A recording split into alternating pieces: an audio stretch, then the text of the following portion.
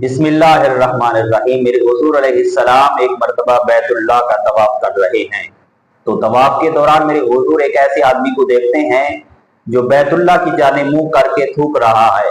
کچھ دن بعد اسی آدمی کو میرے حضور نے دیکھا کہ وہ لوگوں کو نماز پڑھا رہا ہے۔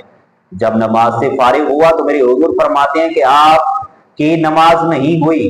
وہ عرض کرتا ہے یا رسول اللہ، نماز تو میں نے صحیح طریقے سے ادا کی، صحیح طریقے سے نماز پڑھائی، پھر نماز کیوں نہیں ہوئی؟ تو میرے حضور فرماتے ہیں کہ فلاں دن میں نے آپ کو دیکھا تھا کہ آپ بیت اللہ کی جانب منہ کر کے تھوک رہے تھے، جا تو آپ اللہ کی بارگاہ میں سچی توبہ کریں۔ وہی آدمی اللہ کی بارگاہ میں سجدہ کرتا ہے اور اس گناہ کی معافی مانگتا ہے کہ یا رب العالمین میرے اس گناہ کو معاف فرما دے۔ تو میں عرض کرنا چاہتا ہوں کہ کچھ بندے ایسے ہیں کہ اس گناہ سے بے خبر ہیں، تو خدا را آپ اس گناہ سے محفوظ رہیں۔